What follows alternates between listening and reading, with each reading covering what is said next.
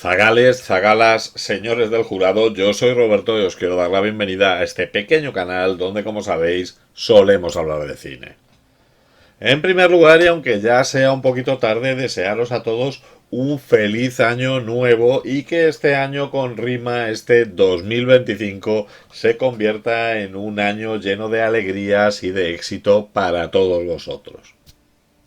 Volvemos tras este parón navideño con ilusión y con algún nuevo proyecto, nuevas ideas para vídeos que espero os vayan gustando.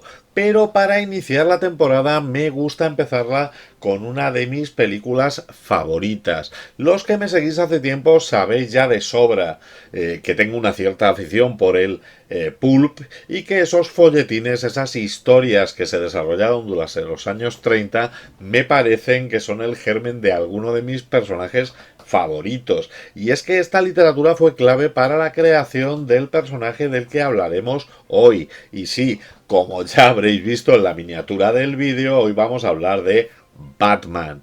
Batman, ese superhéroe nacido en el año 1939, creado por Bob Kane y Bill Finger. De hecho, Bob Kane se atribuyó durante muchísimo tiempo la creación del personaje, aunque parece ser que la aportación de Bill Finger fue casi más importante que la de Kane. Apareció por primera vez en el número 27 de la revista Detective Comics, y allí se le presentaba ya como un vigilante oscuro que luchaba contra el crimen sin tener superpoderes, pero sí disfrazado de murciélago con una gran inteligencia, gran destreza y habilidad y un arsenal tecnológico muy avanzado. Además, se le dio a este personaje un origen trágico. Bruce Wayne había presenciado el asesinato de sus padres cuando era un niño y a partir de ahí juró vengarse del crimen y dedicar su vida a combatirlo. Entrenó en diferentes disciplinas físicas y mentales. Además, creó ese alter ego, ese otro yo que fue Batman. No es complicado con estos orígenes ver la influencia de estos relatos pulp y ver algún parecido con sus personajes más populares, The Phantom, El Zorro y La Sombra, película de la cual ya hablamos en este canal. Personajes que van a luchar contra el crimen trabajando como unos vigilantes sombríos, teniendo una identidad secreta y que a pesar de su búsqueda de justicia van a tener que utilizar a menudo el terror como una de sus principales armas. El personaje logró pronto una gran popularidad y esto hizo que el cine se interesara rápidamente por la figura del hombre murciélago y ya se le llevó a la pantalla grande a través de estos seriales típicos de la década de los 40. El primer Batman fue un serial producido por la Columbia en el año 1943. Era una adaptación de muy bajo presupuesto y con algún cambio respecto al personaje que se seguía en los cómic. Teníamos a un Bruce Wayne no tan adinerado ni con tantos gadgets tecnológicos, sin un Batmóvil, sin un traje como el que conocemos hoy, enfrentándose a villanos menos extravagantes. Bruce Wayne y su compañero Robin se enfrentaban a un villano llamado el Dr. Daka, un espía japonés que estaba intentando sabotear los esfuerzos bélicos de los Estados Unidos durante la Segunda Guerra Mundial. Esta adaptación, si bien no era fiel del todo al material original, tuvo un éxito moderado y ayudó a consolidar la imagen de Batman para el gran público. De hecho, fue un gran éxito comercial y llevó a una secuela llamada Batman y Robin, en la cual se enfrentaban a otro villano llamado el Brujo con una estructura similar, mucha acción, muchos cliffhangers y acciones llenas de suspenso. Aunque estos seriales no fueron una representación muy exacta del Batman que los lectores conocían, hicieron que se convirtiera en un personaje tremendamente popular para el gran público. Pero sobre todo sería la televisión en los años 60 la que popularizó de manera global a Batman, aunque fuera de un modo muy diferente a los cómics y a los seriales. La serie de Batman, protagonizada por Adam West entre el año 66 y el año 68, abrazó la comedia en un tono camp de una manera muy diferente a estos cómics oscuros y serios. La serie fue un fenómeno televisivo que convirtió a Batman en una figura internacionalmente reconocible. A diferencia de la imagen seria y sombría de los cómics, esta versión del Caballero Oscuro era más colorida, con un enfoque que combinaba comedia slapstick, guiños satíricos, personajes extravagantes. Batman y su compañero Robin, interpretado por Burt Ward, luchaban contra villanos muy reconocibles como el Joker, el Pingüino, Catwoman o Enigma, entre otros. Uno de los aspectos más distintivos de la serie fue el estilo visual, con colores tremendamente vivos, un dinamismo espectacular. Batman y Robin siempre van a acabar sus capítulos con situaciones completamente imposibles que se resolvían en el siguiente episodio, algo que era muy popular en la televisión de la época.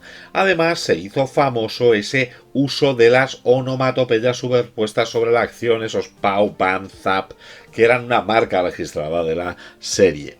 Este tono ligero de Batman, la verdad es que fue polarizante. Algunos fans disfrutaron muchísimo del humor y la naturaleza juguetona de la serie, pero otros se quejaban de que no era una representación adecuada del personaje original, que en los cómics era un gran detective centrado en el crimen y en la psicología.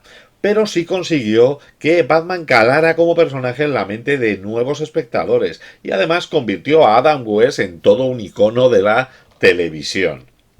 Exacto. ¿Y ahora qué crees que esto significa? ¿Plátano? ¿Ruso? ¡Ya lo tengo! Algún ruso va a resbalar con una piel de plátano y se va a romper el cuello. Eso es, Robin. El único significado posible. La serie tuvo incluso impacto en el mundo del cine, y es que en el año 1966 se lanzó una película basada en la serie de televisión llamada Batman the Movie, que reunía de nuevo a Batman y a Robin enfrentándose a la alianza de los supervillanos, con el mismo tono cómico y absurdo de la serie y consolidando mucho más a Batman como un personaje colorido. Pero claro, llegamos a los años 70 y como consecuencia de la adaptación a la pantalla de Richard Donner del personaje de Superman, los estudios comenzaron a interesarse por la adaptación de las aventuras de viñetas al celuloide y comenzaron el camino duro hacia una película que se estrenaría en el año 1989 y que marcaría un antes y después de ese subgénero, porque esto es otro rollo. Ya lo sé muy bien, con un poco de amor llegué bien. La fuerza está contigo, mi amigo fiel. En el cine encuentro mi papel. Eterna la casa, qué emoción. El Titanic naufraga en su canción. Es un interminable, no acabará. Y siempre París nos quedará. Esto es otro rollo, ya lo verás. Con un final feliz te conquistará. Esto es otro rollo, míralo bien. En la pantalla todo cambiará también.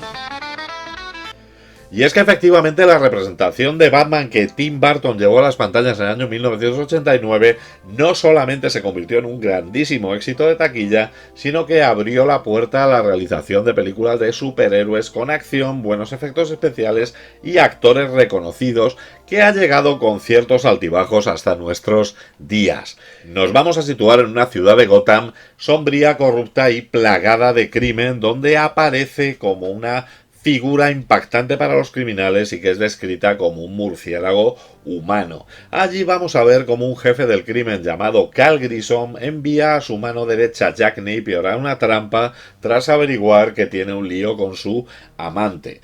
En esta trampa deberá enfrentarse a Batman y caerá en un tanque de productos químicos, lo cual lo desfigurará completamente y lo transformará en el Joker, un villano con una apariencia grotesca y un humor macabro, pero con una mente criminal aún más peligrosa. La criminalidad en Gotham aumentará como consecuencia de las maniobras de este villano, que comenzará a asesinar a gente en la ciudad y a manipular la industria cosmética, teniendo en mente destruir a Batman dado que le culpa de su transformación. En paralelo tendremos a Vicky Vale, una intrépida fotógrafa que ha acudido a Gotham intrigada por el murciélago y que conocerá al millonario Bruce Wayne. Mientras investiga al Caballero Oscuro, se convertirá en un objetivo para el Joker, que además de tratar de matar a miles de personas, secuestrará a la reportera y únicamente podrá ser detenido por Batman. No voy a matarte, solo quiero que me hagas un favor. Vas a hablar a tus colegas de mí. ¿Pero quién eres? Soy Batman. El proyecto de esta adaptación al cine del personaje de Batman fue un camino largo que duró 10 años y que comenzó realmente tras el éxito apoteósico de Superman en el año 1978. Michael Ulsan, un fan del personaje, fanático de los cómics, de hecho fue el primero que dio clase en una universidad norteamericana sobre el mundo de los cómics, quería hacer una película de Batman, pero quería hacer una película de Batman que reflejara al Batman de los cómics, quería una película oscura, seria y enfocada al crimen. Se asoció con Benjamin Belniker, un ex ejecutivo de la Metro-Goldwyn-Mayer, y tras 6 meses de negociaciones, en octubre del 79, compraron los derechos del personaje a la DC. Ulsan tenía en ese momento tan solo 28 años y siempre ha declarado que pudo comprar los derechos del personaje únicamente porque nadie más en la Tierra los quería comprar. Tras hacerse con los derechos descubrieron que nadie los quería comprar porque no había ningún estudio interesado en realizar la película y tardaron un año en ponerse de acuerdo con Peter Guber y Neil Bogart de Casablanca Filmworks para realizar la película que sería estrenada por Universal Pictures. En el contrato se especificaba que Ulsan y Melniker serían acreditados como productores y se anunció oficialmente la realización de la película durante la Comic Art Convention de Nueva York en julio del año 1980. La cuestión es que tiempo después Guber se fue a trabajar a Polygram Pictures, donde se asoció con John Peters, y en el año 82 ambos se incorporaron a las filas de la Warner, donde formaron la compañía Guber Peters. De esa manera el proyecto de Batman, que ya estaba iniciado, se acabó yendo con ellos a la Warner, que por casualidad era también la propietaria de la DC Comics. Esos cambios terminarían afectando a Ulsan y a Melniker, ya que cuando aterrizaron en Warner le ocultaron a los primeros el término de los contratos, siendo engañados y creyendo que se iban a mantener las mismas condiciones que habían pactado en un inicio. Años después descubrirían que Warner no contó del mismo modo con ellos. En 1980 Peter les había pedido un memorándum sobre su visión de la película, que fue entregado en noviembre, en el cual en 9 páginas se sugería que había que eliminar a Robin de la trama o reducir mucho su personaje, que era evidente que el villano debería ser el Joker, y además ya se indicaba que el actor adecuado para interpretar al Joker era Jack Nicholson. Ulsan y Melniker, tomando como modelo de éxito las películas de James Bond, se acercaron a dos de los artífices de este éxito, al guionista Guy Hamilton y al guionista Richard Maybaum. Curiosamente, Hamilton había sido el director originalmente pensado para llevar a la pantalla a Superman y fue sustituido a última hora por Richard Donner. Únicamente se hizo una toma de contacto y no mostraron interés por acometer las aventuras del hombre murciélago. En el año 82 se contrató a Tom Mankiewicz, el guionista de Superman y de varias de las entregas de James Bond, para que escribiera un primer libreto para The Batman. Durante más de un año estuvo trabajando en el guión, presentando un primer borrador en junio del 83. Este borrador comenzaba con la muerte de los padres de Bruce Wayne, el villano principal iba a ser el Joker y contaba también con la participación de El Pingüino. Robin únicamente aparecería al final de la película, donde sus padres iban a ser asesinados por culpa del Joker en un asalto a un circo, una idea olvidada y luego recuperada parcialmente en Batman Forever. Como interés amoroso de Bruce Wayne aparecería Silver St. Cloud y como villano criminal un personaje llamado Rupert Thorne. El presupuesto que se preveía para esta película era de $25 millones y se consideraba que el rodaje podría comenzar en el año 1984. De hecho, en ese mismo año ya había declaraciones de Mankiewicz hablando de la idoneidad de Jack Nicholson para dar vida a su Joker. Posteriormente se consideró a Richard Rush como el director adecuado para hacerse cargo de la película. Incluso se llegó a hacer una proyección ante el estudio de Profesión el Especialista, una película de Rush, para que le dieran el ok, pero finalmente fue descartado. En ese momento se da un giro al guión y se le ofrece hacerse cargo de la dirección de Batman a un Ivan Reitman, que está en ese momento inmerso en la producción de Los Cazafantasmas. Se pretendía dar un enfoque un poco más cómico, en el que Reitman veía un Batman interpretado con Bill Murray que iba a ser acompañado por un Robin al que daría vida Eddie Murphy. Finalmente Ivan Reitman rechazó la propuesta porque la promoción y rodaje de Los Cazafantasmas le agotó y no se quería meter en otra superproducción después de haber acabado el rodaje de esta película. En ese momento, tras el éxito de Gremlins, se le ofrece a Joe Dante hacerse cargo de la dirección de la película. El director quería que John Lithgow, con el que ya había trabajado en la película Los Límites de la Realidad, fuera el que interpretara el papel de el Joker, que era el personaje que le resultaba más atractivo. De hecho, esa atracción por el papel del Joker por encima de Batman hizo que se diera cuenta de que no era el apropiado para el proyecto y acabó rechazando participar en esta película. Sería idea de la ejecutiva de Warner, Bonnie Lee, que Tim Burton se hiciera cargo del proyecto. El director era su protegido y acababa de dar un gran éxito al estudio con su película La Gran Aventura de Pee-wee. Era una elección sorprendente, pero finalmente demostró que era el director ideal para esta película. Burton heredó el guión de Mankiewicz, pero lo rechazó completamente porque consideraba que era una copia de la película de Superman, pero cambiando los nombres. Era muy ligera, su humor le parecía espantoso y comenzó a trabajar en un nuevo desarrollo junto con Julie Hickson, la productora de su corto Frankenweenie. Escribieron un nuevo tratamiento de la película en 30 páginas en el año 85.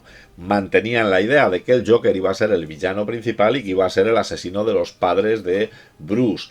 Además, pues bueno, el programa de televisión del Joker, el uso del gas de la risa que hace que las víctimas mueran, o el desfile final que organiza Joker con globos gigantes con un gas venenoso, estaban respetados en este nuevo tratamiento del guión.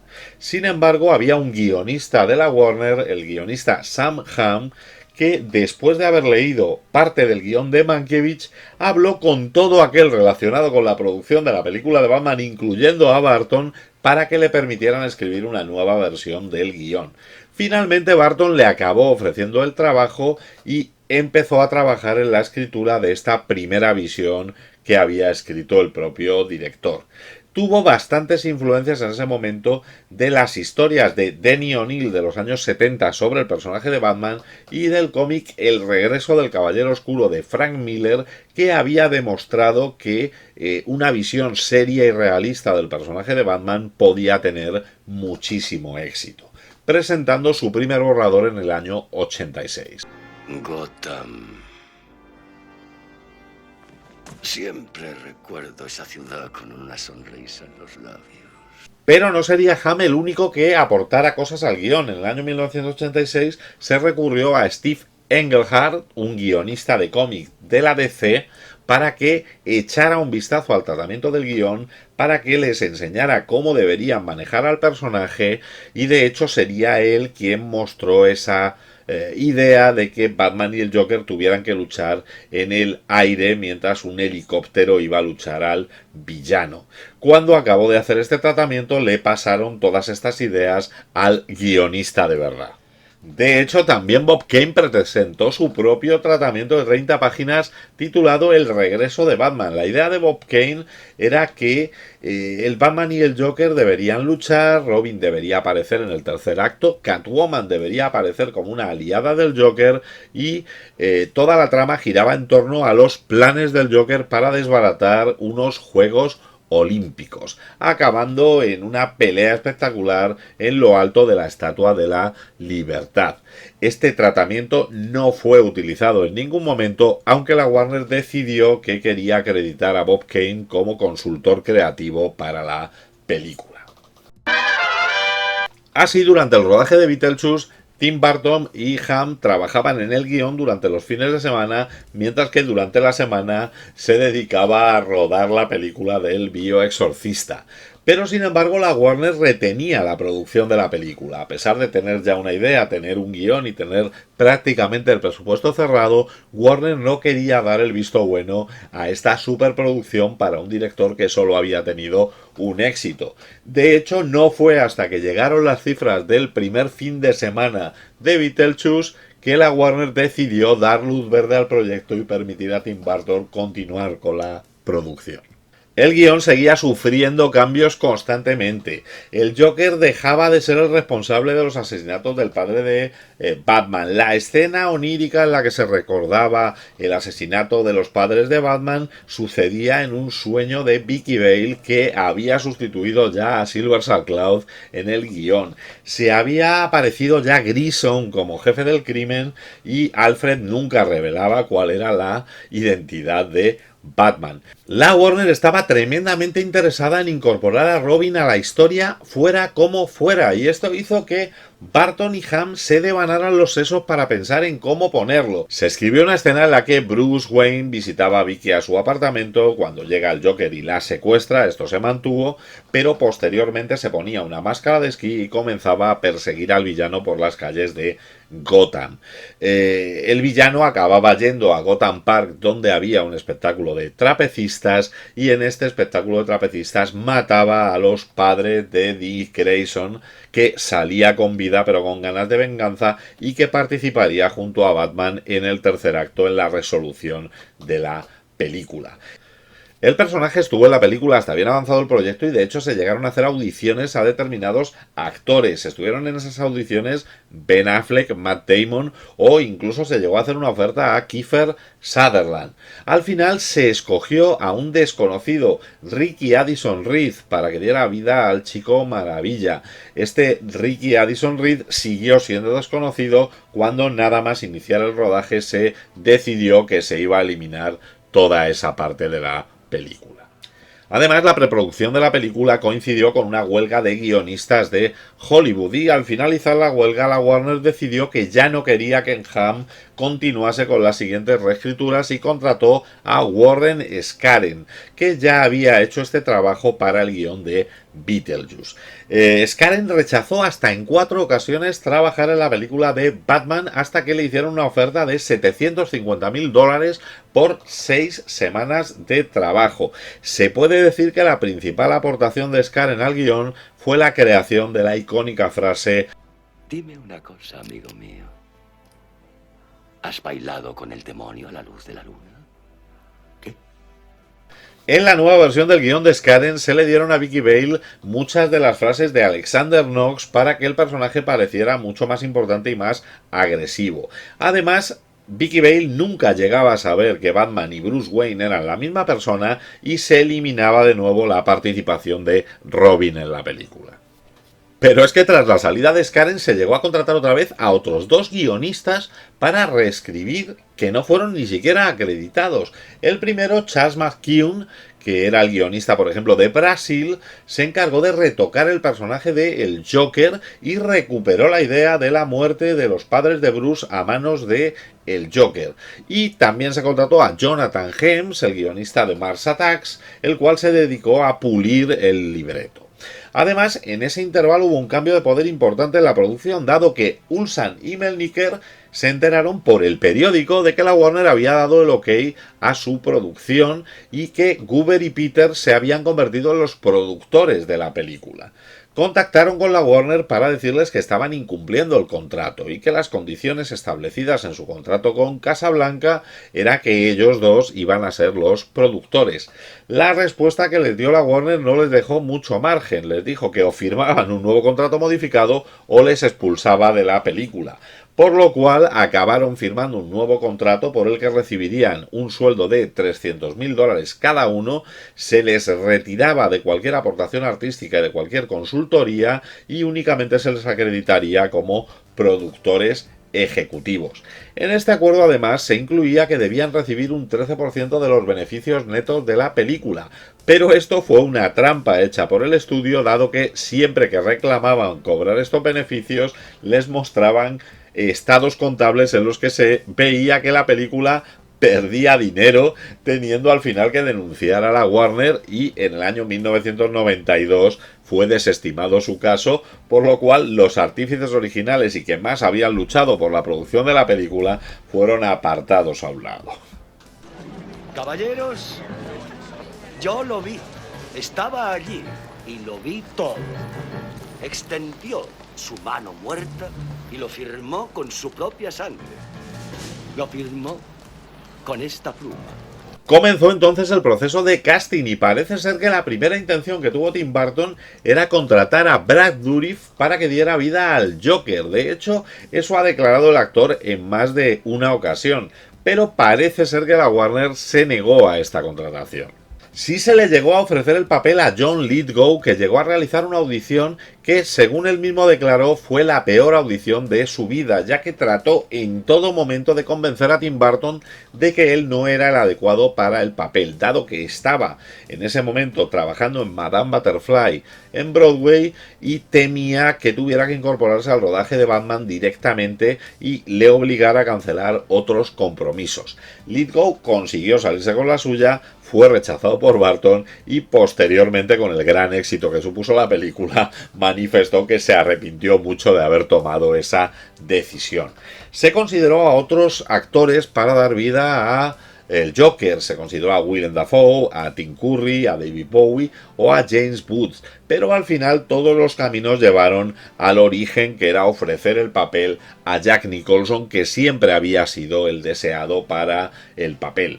El problema era contratarlo, dado que él había trabajado en el año 87 con el productor John Peters en Las Brujas de Eastwick y había tenido bastantes enfrentamientos con él. Esto hacía que no se quisiera involucrar en otra producción de John Peters. La Warner en ese momento empezó a ofrecer el papel a Robin Williams, que pareció tener el papel prácticamente atado, y en ese momento fue cuando Jack Nicholson aceptó.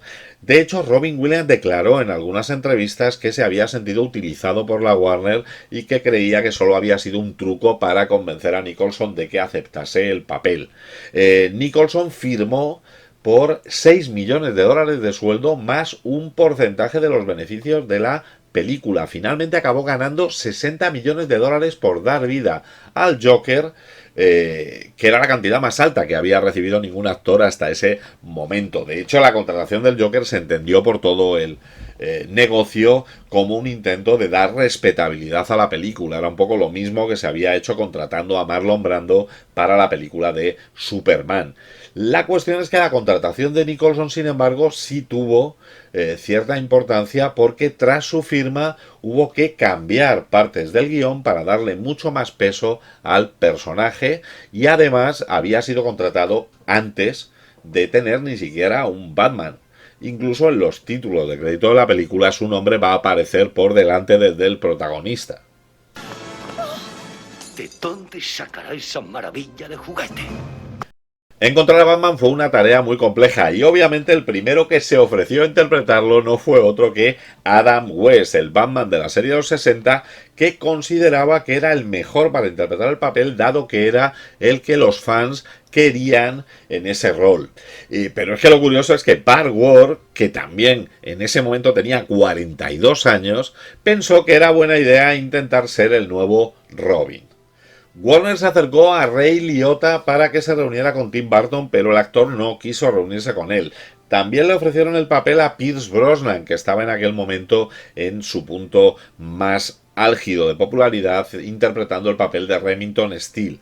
Según los rumores, el papel se le ofreció a Robert De Niro, a Mel Gibson, Christopher Walken, Charlie Sheen, Tom Selleck, Harrison Ford, Bruce Payne, Dennis Quaid, Michael Biehn, Kevin Costner, Arnold Schwarzenegger, Kevin Kline e incluso, aunque suene increíble, a Stephen Seagal.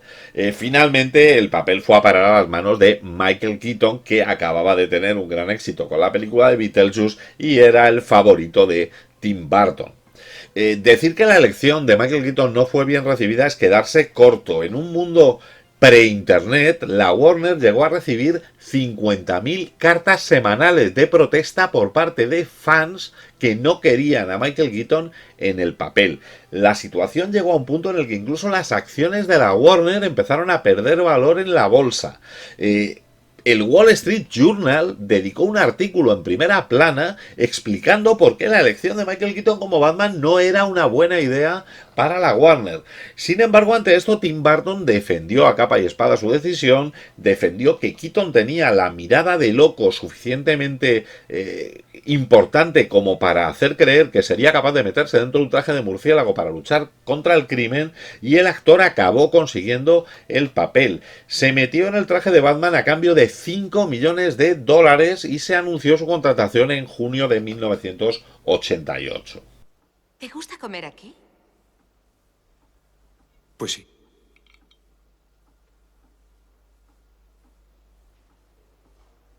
Aunque la verdad creo que no conocía este salón. Para el personaje de la reportera Vicky Vale se contrató a la actriz Son Young, la cual no entró con buen pie en la producción. Al parecer, en la primera lectura de guión todo fue fenomenal, pero en la segunda lectura, al ver que algunas de sus frases habían desaparecido, se quejó abiertamente y empezó a recitar sus frases de la manera más monótona posible, lo cual la hizo enfrentarse con el resto de los actores. Afortunadamente para la producción, la actriz sufrió un accidente, se rompió la clavícula al caerse de un caballo y esto fue una excusa suficiente para que la Warner la despidiera. Se consideró en ese momento contratar a la actriz Michelle Pfeiffer para interpretar al papel, pero dicen las malas lenguas que, habiendo sido pareja de Michael Keaton unos meses antes, este vetó su contratación para la producción. Afortunadamente esto permitió que nos pudiera brindar una magnífica Catwoman en la segunda parte. Se hicieron entonces pruebas a Sharon Stone o a Sheila Ward, pero ninguna de ellas encajó, decantándose al final la Warner por Kim Basinger, una actriz a la que se contrató en un jueves para que empezara a trabajar al lunes siguiente sin haber preparado en absoluto el papel. La actriz recibió a cambio de su trabajo la cantidad de $3 millones. Vicky Vale. Hola. Bruce Wayne. ¿Estás seguro? Sí, ahora sí. Se contrató a Robert Bull para interpretar al reportero Alexander Knox, un personaje creado específicamente para la película, a Pat Hingle para el comisionado Gordon, se tanteó a Don Johnson para el papel de Harvey Dent, que finalmente sería interpretado por Billy Dee Williams. Para el papel del mafioso Grison, el jefe de Jack Napier, se le ofreció a Martin Landau y cuando este lo rechazó se habló con Jack Palance. Según Tim Burton, eran los dos únicos actores vivos que tenían la presencia en pantalla suficiente como para que alguien se creyera que eran los jefes de Jack Nicholson. Burton era muy fan de Michael Gough por su participación en las películas de la Hammer y le contrató para que diera vida a Alfred Pennyworth. Junto a él, completando el reparto, tendríamos a Jerry Hall como Alice, la amante del Joker y de Grison, y se sugirió por parte de Jack Nicholson la contratación de Tracy Walter para el papel de Bob, su mano derecha, dado que ambos actores son grandes amigos. Bob, recuerda que eres mi número uno, el mejor. El rodaje comenzaría el 17 de octubre de 1988 y se prolongó hasta el 12 de enero de 1989 con un presupuesto inicial de $35 millones. El equipo trabajó 6 días a la semana en jornadas de 12 horas al día en Inglaterra en los estudios Pinewood, dado que estos estudios tenían suficiente zona exterior como para construir los decorados. La película tuvo pocos tomas exteriores. La más espectacular fue la de la Network House, que se convertiría en Wayne Manor, se convertiría en esta mansión Wayne, aunque los interiores se rodaron en otra mansión distinta, la Hatfield House, y se utilizó la Acton Lane Power Station para que recrease esta Axis Chemical donde sucede parte de la película. Burton quería trabajar con Anton Furst desde que había visto su trabajo para la película en compañía de Lobos. Quiso contar con él para Beetlejuice, pero no estaba disponible y tampoco lo estaba en este momento para trabajar en Batman, dado que estaba rodando la película El Hotel de los Fantasmas. Pero tanta fue la insistencia del director en contratar a Furst que consiguió reunirse con él y logró que trabajase en la película sustituyendo al que la productora había decidido. Contó con un presupuesto de $5,5 millones para construir los decorados, los cuales fueron construidos hasta una altura de unos 12 metros, 15 metros en el caso de la catedral, evitando así Tim Burton tener que utilizar maquetas o matte painting. Fars describió su trabajo como construir Nueva York sin permiso de planificación durante 300 años. Forst fue también el responsable de crear el Batmóvil, el cual además le trajo de cabeza porque tenía que ser un vehículo completamente funcional. Sería John Evans, que era conocido por su trabajo en la película Moonraker, quien acabara el trabajo y diera la forma final a este Batmóvil. Es cierto que con lo que no tuvieron problema fue con el Batwing, que no tenía que ser funcional, no necesitaban que volase y solamente hubo que hacer un par de maquetas para poder utilizarlo.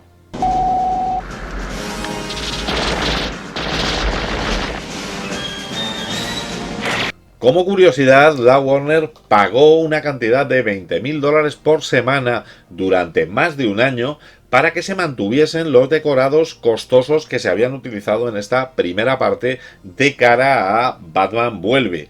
El problema es que cuando Burton decidió que Batman Vuelve iba a hacerse, dijo que quería rodarla en Los Ángeles y tuvieron que destruir estos decorados.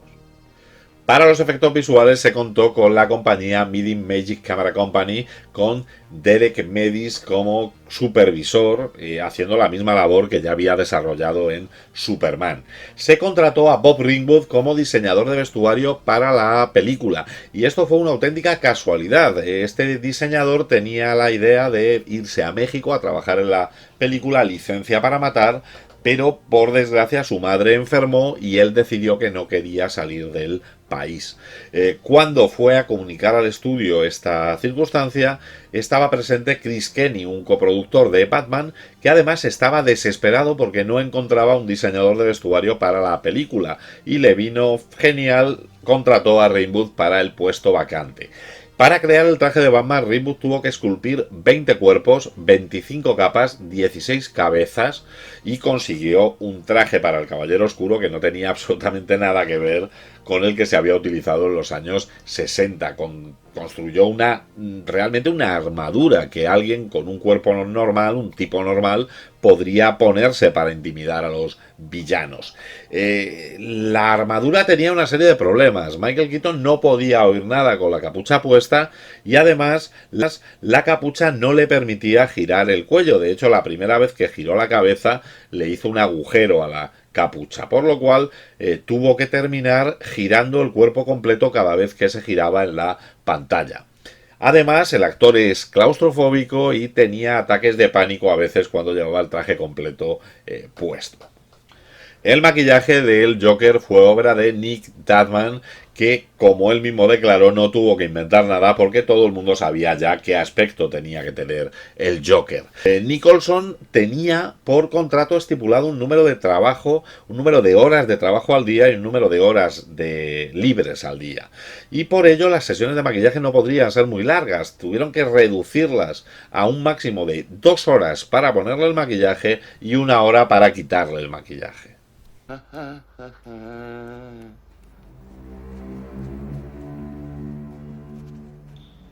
Jack, ¿a dónde vas?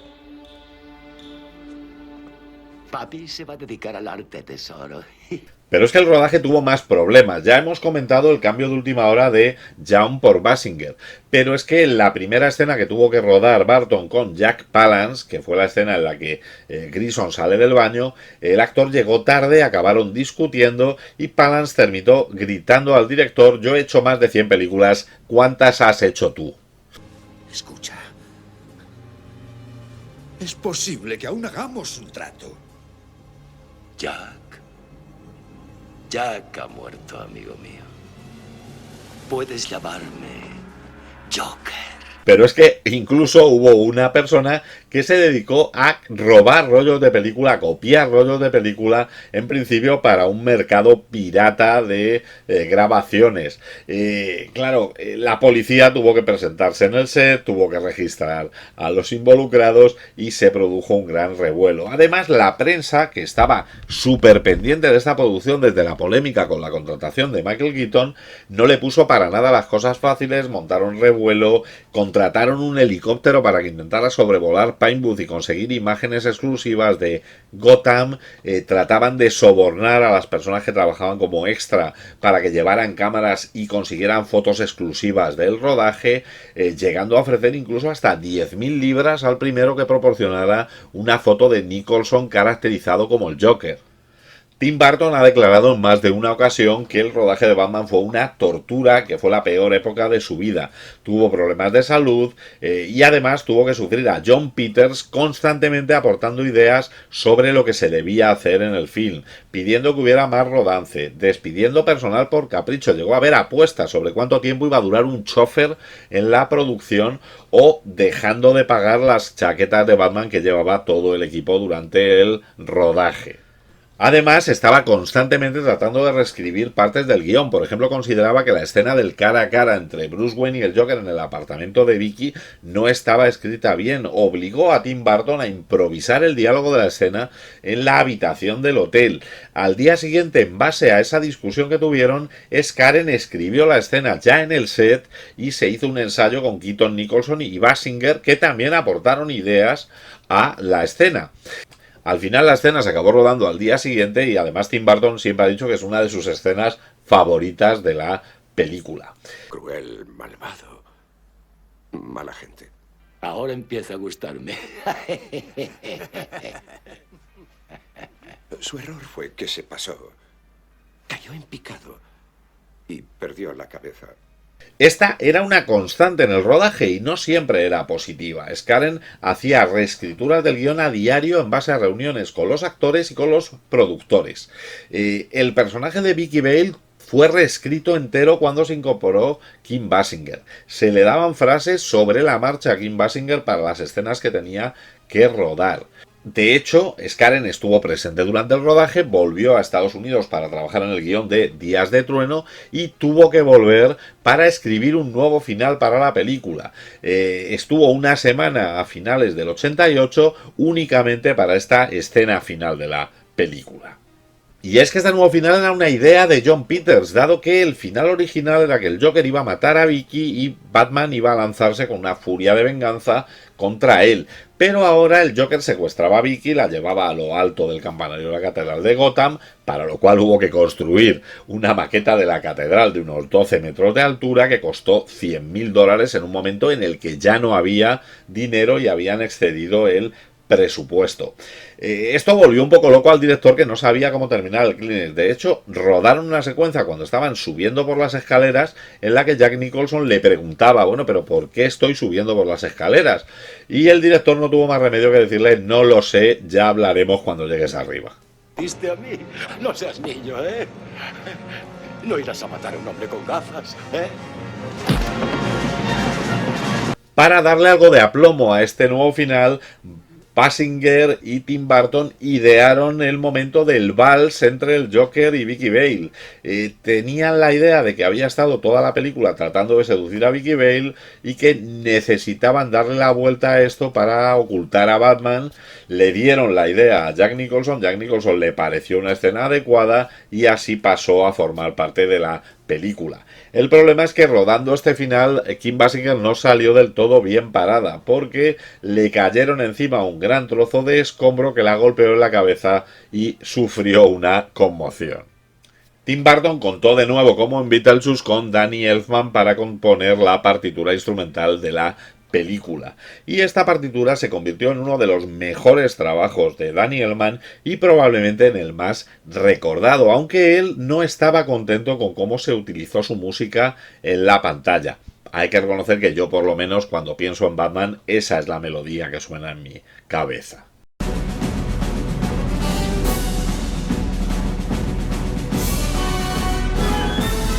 Además de la banda sonora instrumental, la película va a tener dos canciones, una en la escena del museo y otra en la escena del desfile final. Aunque la idea de Peters era que Michael Jackson hiciera el tema de Amor y Prince hiciera el tema del Joker, finalmente sería el autor de Purple Rain el único que compuso canciones para la película. Compuso 9 canciones y lanzó un disco completo llamado Batman en paralelo al de la banda sonora original de Danny Elfman.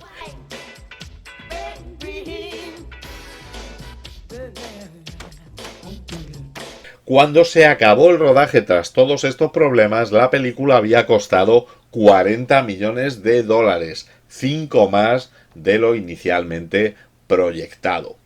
Pero lo que sí aportó Peters fue vender muy bien la película. Primero hizo que el estudio se gastara $400.000 en un tráiler editado por él mismo y sin ningún tipo de música que se llevó a los cines en la Navidad del 88.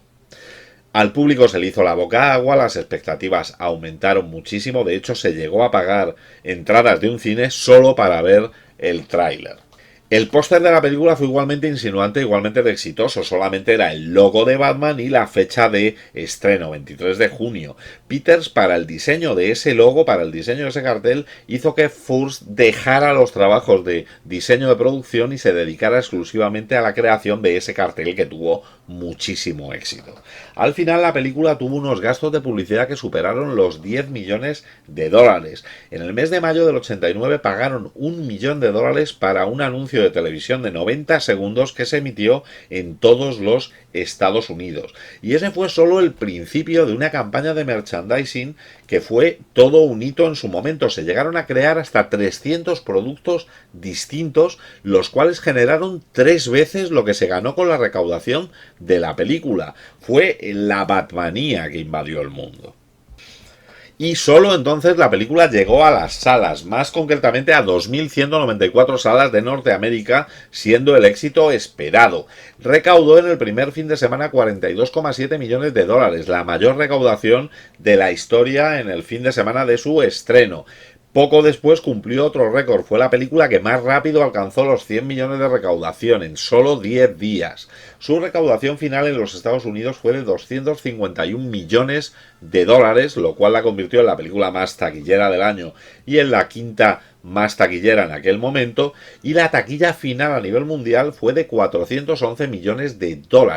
Solo fue superada a nivel mundial en aquel año por la película Indiana Jones y la Última Cruzada. La respuesta crítica a Batman fue en su mayoría positiva, aunque no exenta de algunas críticas. Las respuestas más entusiastas elogiaron el tono gótico y oscuro de la película, que le distanciaba de versiones anteriores del personaje, mucho más ligeras, mucho más coloridas. Los críticos destacaron la forma en la que Tim Burton construyó una atmósfera sombría y decadente, mucho más acorde con esta naturaleza torturada de Batman. Gotham City, con su arquitectura expresionista, opresiva, se convirtió en un personaje más de la película, y su atmósfera visual fue muy alabada por encarnar la esencia de los cómics de Batman de los 80 y particularmente ese Batman, el Caballero Oscuro vuelve, de Frank Miller. Uno de los puntos más favorables para la buena acogida de la película fueron precisamente las interpretaciones. Tanto Michael Keaton, que había tenido esta controversia con su selección, fue muy alabado por su representación de Bruce Wayne y de Batman, sobre todo por este toque introspectivo y sombrío que no era el toque tradicional del Batman heroico que se veía en la pantalla. Por otro lado, el que sí que fue universalmente elogiado fue Jack Nicholson por hacer del Joker, considerando su actuación como uno de los puntos más fuertes de la película, y diciendo que su interpretación de esta locura, tanto aterradora como cómica, era un equilibrio muy difícil de conseguir. Hubo alguna crítica menor relacionada con la trama y con el resto de los personajes. Se decía que Vicky Vale no tenía prácticamente desarrollo, era un personaje muy superficial, y que su romance con Batman era muy forzado y muy poco profundo. Se hablaba de que el diseño visual y la atmósfera eran geniales, pero que la trama y el desarrollo de los personajes en la misma realmente no era el más adecuado. De hecho, cuando llegó la hora de los premios, estos no se fijaron demasiado en la película. Solamente fue nominada a una categoría en los Oscar, el cual ganó, que fue diseño de producción para Anton Furst. Solo tuvo una mención en los Globos de Oro a Mejor Actor en una Comedia Musical para Jack Nicholson. En los BAFTA, a pesar de tener 6 nominaciones, no ganó ninguna, y tuvo una nominación a los premios Hugo como Mejor Presentación Dramática, que tampoco ganaría. A día de hoy, en la web Rotten Tomatoes, la película tiene un 77% de aceptación por parte de la crítica, con un mejor 84% por parte del público. Y es que la película realmente tiene diferentes méritos en diferentes niveles. Tim Burton jugó inteligentemente con la doble identidad de Batman y Bruce Wayne, desde detalles sutiles que pasan casi desapercibidos, como el hecho de que Bruce Wayne esté ausente en la rueda de prensa de Harvey Dent. Juega con nuestras expectativas. La película de hecho empieza con un matrimonio y su hijo atacados por unos delincuentes, cosa que a todos los fans nos hace pensar en que estamos ante Bruce y sus padres, pero que realmente no es así. De hecho vamos a ver cómo Batman llega a atrapar a esos criminales. O incluso tiene momentos sutiles donde se muestra la dualidad del personaje, como cuando en la fiesta Vicky le pregunta a Bruce, ¿sabría decirme quién es Bruce Wayne? Y Bruce Wayne contesta, no estoy muy seguro. La película va en el sentido contrario a Superman. No cuenta sus orígenes. Aquí Batman es Batman desde la primera escena. Tenemos un flashback en el que se nos da su pasado, pero es bastante más avanzada la película, y nos cuentan una historia de un personaje de cómic de una manera diferente. Aquí va a ser Vicky Vale la que va a investigar el pasado del personaje y va a hacer que el espectador descubra a la vez que ella el secreto que esconde este millonario. La película fluye rápido y hay que aceptarlo, tenemos que darlo como válido porque Burton nos crea un universo que tiene una personalidad propia y que hace que estas situaciones resulten creíbles. El ataque del Joker a los mafiosos es algo que en cualquier otra película resultaría tremendamente absurdo y que sin embargo en Batman funciona. La película tiene momentos de humor negro típicos de Tim Burton y que hoy en día la verdad es que se echan de menos en algunas de estas películas de superhéroes que han optado por un humor mucho más tonto. Este momento en el que la presentadora de televisión tiene un ataque de risa por culpa del Joker mientras su compañero está hablando de la muerte de unas modelos. En un salón de belleza de nuestra ciudad. Barry, ¿qué demonios está pasando? Becky, ¿a qué viene esto? Becky. O cuando el Joker derriba el Batwing disparándole con una pistola gigante. Nicholson está genial como el Joker, es el actor perfecto para hacer ese personaje, y Michael Keaton se convirtió en un grandísimo Batman que de hecho afortunadamente hemos podido volver a ver hace poco en la película de The Flash. Además, Michael Keaton aportó parte de sí mismo a este personaje como este icónico "Soy Batman", que fue una improvisación del actor, dado que en el guión original lo que decía era "Soy la noche". También fueron ideas de Michael Keaton, por ejemplo, la escena de la mesa larga en la mansión Wayne cuando la cena, o el hecho de colgarse boca abajo cuando Vicky despierta en su cama. Lástima que otros personajes secundarios como el comisario Gordon, con el que luego sin embargo Christopher Nolan hizo maravillas, o el personaje de Harvey Dent pasan completamente desapercibidos por esta película y quizás habrían merecido un mejor tratamiento. Y aunque ya lo hemos mencionado antes, es verdad que esta Gotham, esta ciudad gótica y oscura, se convirtió en un personaje más que representa esta mente atormentada de Batman y que nos da unos trucos y unos anacronismos que la sitúan en un tiempo indeterminado, en un ambiente de fantasía, que me parece un grandísimo acierto por parte del director. Es cierto que en la película hay ciertos detalles que demuestran los problemas que pasaron durante la producción y la consecuencia de tantas reescrituras, como por ejemplo cuando Vicky va a cenar con Bruce a la mansión Wayne, le pregunta que si le costó dar con ella, cuando realmente ha estado ya en esa mansión en una escena anterior durante la fiesta. O pues cuando van subiendo a la catedral y de repente empiezan a aparecer hombres del Joker. ¿De dónde han salido esos hombres? ¿Por qué hay unos hombres del Joker en esta situación? Además, se nota también bastante la imposición que tuvo la Warner con el meter las canciones de Prince. Esta escena en la que el Joker y sus hombres entran en el museo y dañan las obras de arte parece como una escena un poco innecesaria y que está puesta únicamente para que se pueda escuchar esta canción del genio de Minneapolis. Pero es cierto que esta película consigue meternos en el mundo del caballero oscuro con originalidad, con mucha presencia visual y que durante 2 horas disfrutemos de nuestro héroe. Yo en mi caso aún recuerdo, a pesar de los años transcurridos, la primera vez que la vi en un cine en la calle Montera de Madrid, un cine ya desaparecido, que tenía una cola tremenda para comprar las entradas, aunque estábamos en un día entre semana, y la emoción que yo sentí cuando apareció ese logo de Batman en la pantalla, la manera de enfocar al personaje, el sentido del humor con el que se trató, la representación de los lugares que muchas veces ya nos sonaban de los cómics, nos impresionaron y hacen que Batman para mí sea una de las mejores películas de Burton, aunque quizá pueda ser incluso superada por la segunda parte de la que ya hablaremos en otro momento. Batman cambió el modelo de los blockbusters de Hollywood que se había forjado a partir de Tiburón y creó un estilo para las adaptaciones de cómic que pudimos luego disfrutar, como La Sombra, The Phantom, Spawn, Blade o incluso Darkman, aunque este no sea una adaptación y se tratara de un personaje original. Y sí, resulta evidente que Batman volverá por este canal, ya lo he comentado antes, es mi superhéroe favorito, y ha tenido otras películas que merece la pena ser comentadas y que yo he disfrutado muchísimo. Pero tengo que reconocer que esta primera versión que yo vi y que firmó Tim Burton para mí siempre será mi favorito y Michael Keaton será mi Batman. ¿Y qué opináis vosotros? ¿Es esta la mejor adaptación de Batman o preferís otra? Ponedmelo en la caja de comentarios. Si os ha gustado el vídeo, dadle al like, suscribíos al canal para más contenido como este y no dudéis en pasar por la sección Canales que me enrollan dentro de mi canal, donde encontraréis canales de compañeros que hablan de cine, incluso a veces mejor que yo. Y como siempre digo, parafraseando a Typical, en el próximo programa hablaremos del gobierno. Muy bien amigos, se acaba la semana, los domingos por la tarde aquí partimos pana. ¿Te lo has pasado bien? ¿Aún te quedan ganas? Roberto te cuenta más movidas raras.